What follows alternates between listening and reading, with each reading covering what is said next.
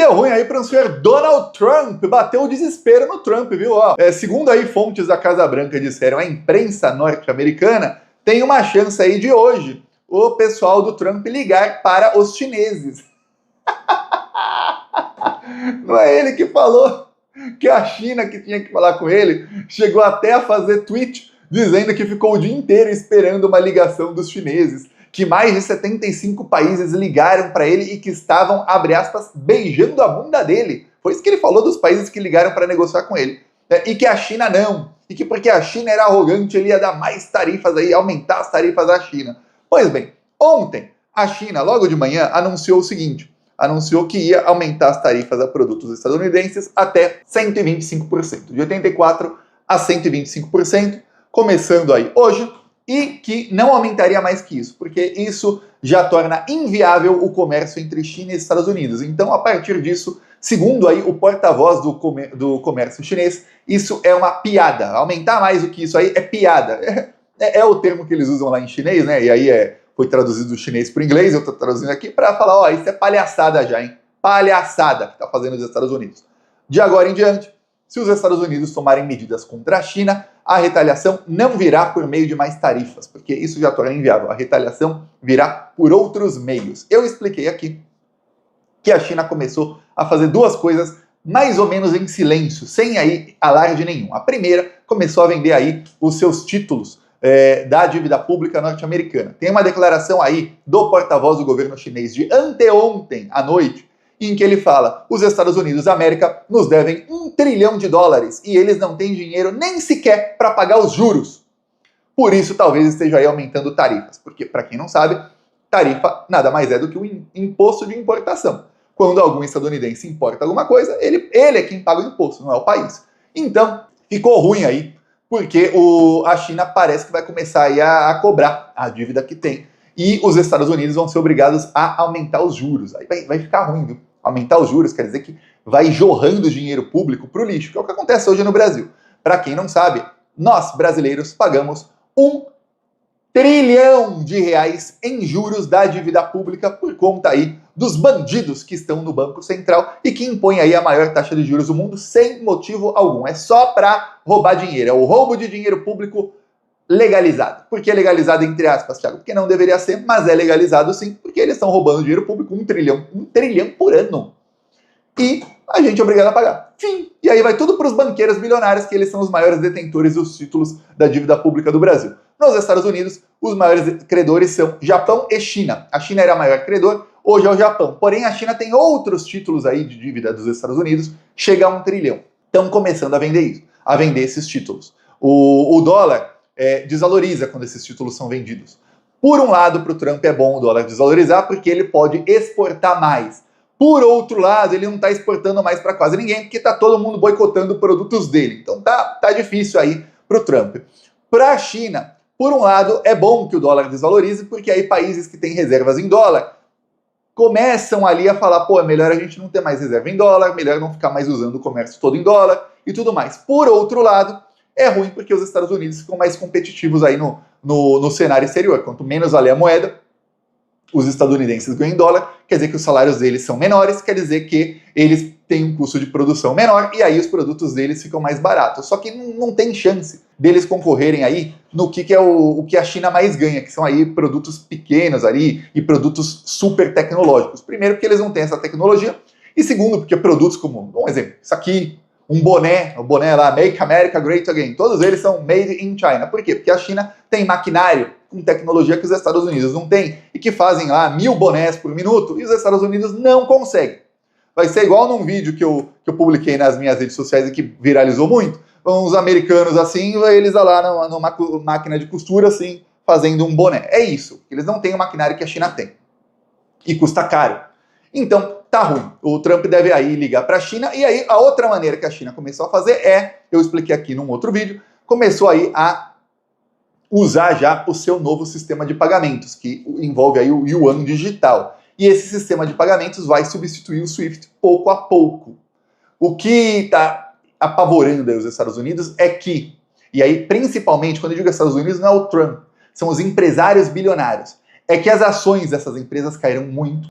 O Trump fez uma manobra ali nessa semana, e ele mesmo confessou, vou te mostrar aqui o vídeo já já, que foi para dar algum dinheiro para os seus amigos.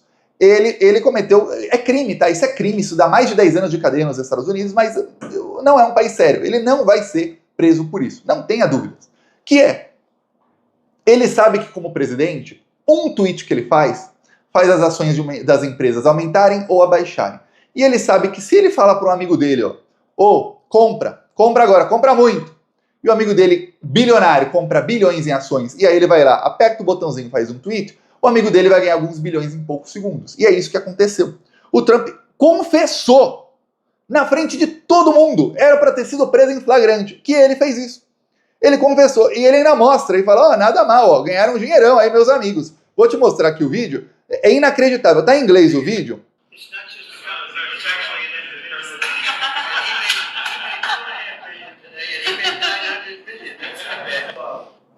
Aí ele fala, meu amigo aqui, ele fez 2 bilhões e meio de dólares hoje, ganhou 2 bilhões e meio de dólares hoje, e ele ganhou 900 milhões, Nada mal, né? Nada mal. Ele mostra para todo mundo, eu dei informação privilegiada para os dois, eles ganharam dinheirão. Só que o que ocorre é que no dia seguinte as ações caíram. Isso foi na quarta, na quinta caíram e na sexta também. E esse pessoal, nossa, ele ganhou 2 bilhões e meio, só que ele já deve ter perdido uns 30 para ganhar 2,5, porque quem ganhou na quarta-feira é porque já tinha perdido muito antes. E aí tem uma pressão enorme para que o Trump pare a guerra comercial com a China. Por isso que já se fala aí que ele pode, recuar 1000 passos aí na estratégia dele e ele ir lá se humilhar para os chineses e falar, olha, não é melhor a gente negociar, que dessa maneira que tá ruim, tá muito ruim. Imagina um amiguinho do Donald Trump, o dono da Apple, nazi-fascista, falando, para eu produzir um iPhone nos Estados Unidos, custa mais que o dobro. E o pior, você tá impondo aí sanção à China, mesmo se eu mudar aí a minha produção para outro país, a produção do iPhone, a boa parte é em Taiwan, mas eles produzem as peças e mandam para os Estados Unidos e a fábrica é lá. A fábrica monta, né? Não produz, ela monta o iPhone lá. E aí vai ficar ruim. Por quê? Porque as empresas, eu expliquei isso aqui faz uma semana, mais uma semana. Eu falei, as empresas não estão tendo como se organizar. O que eu vou fazer nos próximos meses? Porque o Trump toma uma decisão e aí 2 dias depois, ou uma semana depois, ele toma uma decisão contrária. Imagina a empresa investindo bilhões para mudar toda a sua linha de produção de um país para outro. Eu dou o exemplo da Apple, porque a Apple anunciou que vai produzir mais iPhones no Brasil, sim ou sim. Isso já foi anúncio. Vão produzir mais iPhones no Brasil e vão investir alguns bilhões no Brasil para produzir lá, porque o Brasil, aconteça o que acontecer, vai ter tarifas menores aí com os Estados Unidos do que o resto do mundo. Mas agora, pensa, um investimento bilionário. Aí chega a semana que vem, o Trump fala, vou tirar todas as tarifas da Taiwan, pode produzir lá. Aí, gastei um dinheirão aqui, perdi, vou tirar as tarifas da China. Mudei toda a minha escala de produção, aí você imagina, tem que mudar os navios de containers que passam de lá para cá, ver como é que vai ser o transporte, falar com o governo do país A, B, C, D, E, porque aí o Brasil e outros países que estão aumentando a produção também na Índia, tem acordo com tal país, mas com outro não tem, e ver como organizar isso, e aí chega o Trump e desfaz tudo. Quer dizer, não dá. Cenário de incerteza é a pior coisa que pode acontecer. Por isso, tá aí essa mega pressão aí para que ele ceda aos chineses. E o Xi Jinping está só rindo, só dando risada à toa, não tá nem aí. Um dos porta-vozes aí do governo chinês foi a um canal de TV norte-americana, em que a apresentadora falou para ele, mas se vocês retalharem os Estados Unidos, vocês vão perder aí o mercado estadunidense. Ele falou, a gente não tá nem aí. Ela, mas é 15% de tudo que vocês exportam? Ele falou, a gente não tá nem aí. A China tem 5.000 anos de existência. A grande maioria desse tempo, os Estados Unidos nem existiam. Então a gente sobrevive muito bem sem eles. E a gente vai sobreviver mais 5.000 anos. Não tem problema algum. Daí você vê a diferença de uma civilização aí milenar contra um país aí que acha que ainda é dono do mundo. Enquanto isso, o presidente da China está lá na China com o Pedro Sánchez, que é o presidente da Espanha. Pedro Sánchez, se você não o conhece, eu vou te mostrar aqui uma foto dele em 2018, e aí você vai entender quem é Pedro Sánchez. Pedro Sánchez não era ainda presidente da Espanha, ele era o líder da oposição, Lula livre, pela democracia Brasil, numa época em que a imprensa, não só brasileira, mas mundial, demonizava o Lula.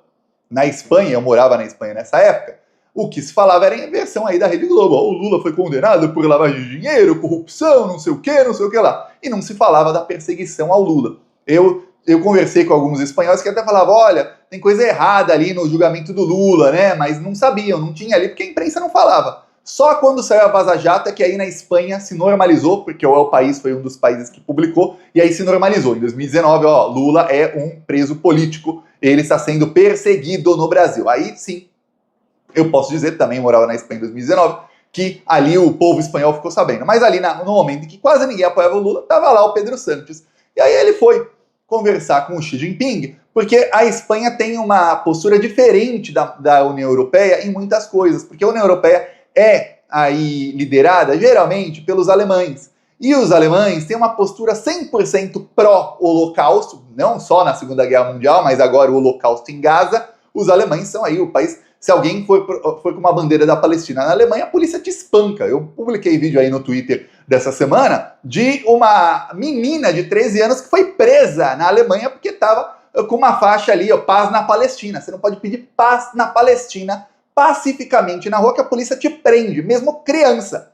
Aí você vê aí Alemanha 2025, nazismo voltando com força lá. E aí, esse país aí, que é um país fraquíssimo ultimamente, aí eu falo fraquíssimo de inteligência dos seus líderes nos últimos anos, é subserviente àquela política dos Estados Unidos que tinha no governo Biden. Só que agora aquela política ferrou com a Alemanha, né? A Alemanha está em recessão.